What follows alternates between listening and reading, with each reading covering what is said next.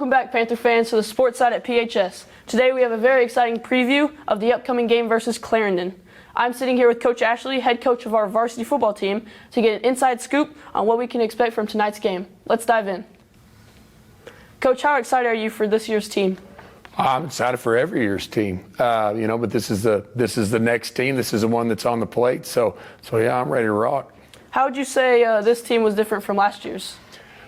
I just think that probably the number of skill kids that we have has really kind of diversified our football team. Last year I don't think we had as many guys and as many moving parts, so we kind of started out with one plan and it morphed into something just a little bit different by the end, but now we have 2 tight ends, we have 6 different receivers, we have 4 running backs, so obviously that opens up your number of formations that you're going to run, and it kind of changes the dynamics of your offense. How have you guys been preparing for this game versus Clarendon? Preparation started last year. We go back and we break down all of our opponents' last 10 games season ago. So we've already kind of put together what we expect from Clarendon, kind of their base stuff, and that's how we build our spring practices. And then when you come into the week, obviously you break down the last 3 films that you have on them and kind of compare what they were doing, have they changed, has the philosophy changed? And in this case, defensively, they're exactly the same. Offensively, they have a new offensive coordinator, so they've changed just a little bit of what they want to do on offense. I still think that they want to be a spread team, but I'm not sure that they have the skill players on the perimeter that they had a year ago. Talking about last year, they had a very far run in their football season with Lyric. What do they do well, and what do you see out of them? You want to know what they did well last year or what they're doing well now? Doing well now. I think that they're running the football okay. I think that the Sims kid is a good running back. I think that the Cottle kid is a pretty good tight end, does a nice job blocking, and I think that the quarterback does a pretty good job managing the offense. He puts the ball where it needs to go. They haven't been real explosive as of late. But I think they do have the potential for the big play. Defensively, they're extremely aggressive. Outside linebackers are very aggressive. I would say probably their 2 best defensive players. And they want to keep things bottled up, and they want to funnel everything to those inside linebackers, which, again, that is Sims. And so they execute that scheme well. What would you say the biggest challenges you are going to face in this game, and how do you plan to overcome them? Game plan has been to kind of control their edge pressure using tight ends and multiple back sets. So our tight ends are going to have to perform well in our sprint out game. They're going to have to perform well in the run game. And the backs are going to have to be able to pick up edge pressure. So that's kind of the plan. And to me, that's the key, to keep Broxton standing upright, give him time in the pocket, not let them overwhelm us with numbers in the run game, and just execute. Are there any specific strategies that you're planning to use against Clarendon? Defensively, we want to play base defense, and we want to get into some 3rd and long stuff. We want to be able to bring some pressures in 3rd and longs at the same time, maybe get in some 2-man and confuse the quarterback a little bit.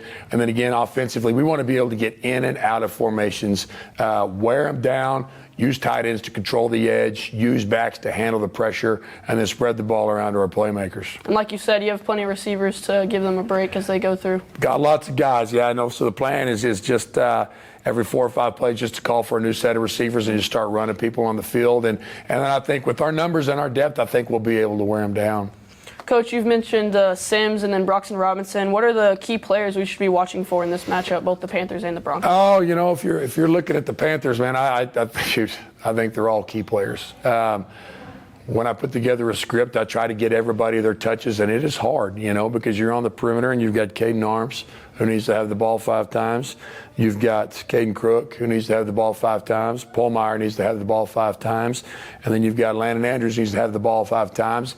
You've got the 2 tight ends that probably need to catch the ball, 3 tight ends, Wesley Keeler, Cooper Brinkley, and then you got to make sure Rush carries the ball 10 times, Choke carries the ball 10 times, Broxton needs to carry it 10 times.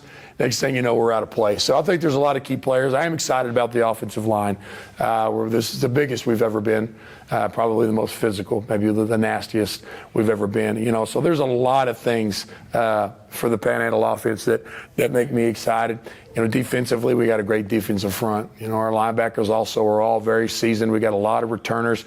The safeties, are also returning. And then I think we have a lot of depth at the corner position. So, a lot to talk about, a lot to evaluate. I can't wait to watch them play. For our final question, what message do you have to the fans as they get ready to support the team in this big game? I think the number one thing is remember that these are high school kids that have dedicated, some of them 6 years of their lives, and a lot of these kids dedicate, more time to this than a full-time job.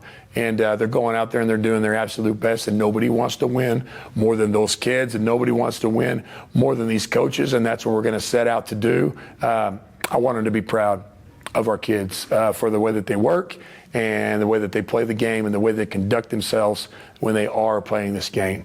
And when it's all said and done, win, lose, or draw, put your arm around them, tell them you love them. Thank you so much, Coach Ashley, for giving us an inside look at what to expect in tonight's game. We're all excited to see the team in action, and we'll be cheering you on every step of the way. Thanks for having me. To all our viewers, make sure to come out and support the team tonight. It is a home game, and I expect to see you there. Until next time, thank you for watching Panhandle Panther News.